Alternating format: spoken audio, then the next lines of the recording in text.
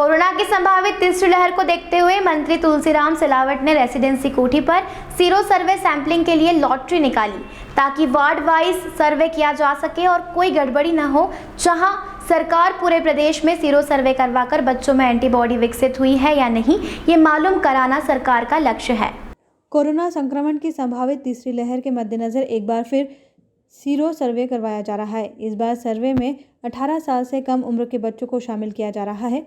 1848 बच्चों का blood sample लेकर एंटीबॉडी जांच की जाएगी। शनिवार को रेसिडेंसी कोठी में लॉटरी के जरिए सीरो सर्वे के लिए वार्डों का निर्धारण किया गया।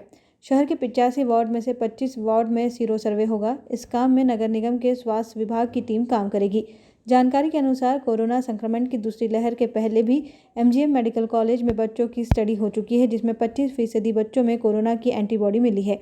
विस्तृत रूप से इसकी जानकारी दे दी। मैं भी इनके स्वर में स्वर मिलाकर उसको सम्मिलित करता हूँ, इनकी भावनाओं को, अपनी भावनाओं को करता हूँ कि जो विस्तृत रूप से जानकारी दी है, जिस प्रकार से इंदौर के भाइयों और बहनों से अनुरोध है इसमें अधिक से अधिक, क्योंकि बच्चे हमारा राज्य का भविष्य है, मध्य प्रदेश का भविष्य है, इसकी सैंपलिंग करना चाहिए। कमिश्नर डॉक्टर पवन कुमार शर्मा ने बताया कि पिछले अगस्त में भी हमने इंदौर में सीरो सर्वे किया था।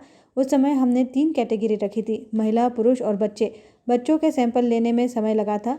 कोरोना बीमारी नहीं थी, इसलिए लोगों के मन में डर भी था, इसलिए बच्चों के सैंपल देने में लोग संकोच कर रहे थे। इसलिए सैंपल लेने के लिए टारगेट से ज़्यादा घरों तक हमें जाना पड़ा। हमारा टोटल टारगेट 7000 का था, इसलिए उस समय हमने बच्चों के 2300 सैंपल लिए। इस बार हम 18 साल से कम उम्र के बच्चों का सर्वे कर रहे हैं।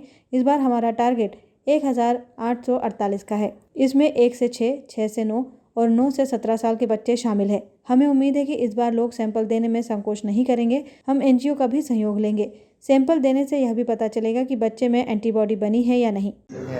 अभी हाल ही में लोकसभा में माननीय हमारे केंद्रीय स्वास्थ्य मंत्री जी ने ये कहा था कि हम बच्चों पे भी ट्रायल कर रहे हैं और उस पर बहुत तेज़ी से काम चल रहा है। संभावना है कि आने वाले सितंबर में बच्चों के लिए भी वैक्सीन आने की संभावना है और इसके साथ साथ जो वैक्सीन का उत्पादन जो हमें बढ़ाना है, क्योंकि अभी 47 करोड़ से ज़्यादा जो लगभग आंकड़ा है, लेकिन और वैक्सीन होना है तो उसके लिए भी और कंपनियां अप्रूव होने की स्थिति में है, उनकी ट्रायल हो गई है। मुझे लगता है आने वाले दिनों में और नई कंपनियां भी आ रही हैं स्वदेशी, और वो भी उत्पादन बढ़ाएंगी ताकि जो हमारा लक्ष्य है कि इस साल के अंत तक पूरे देश में 130 करोड़ जनता को वैक्सीनेशन हो जाए।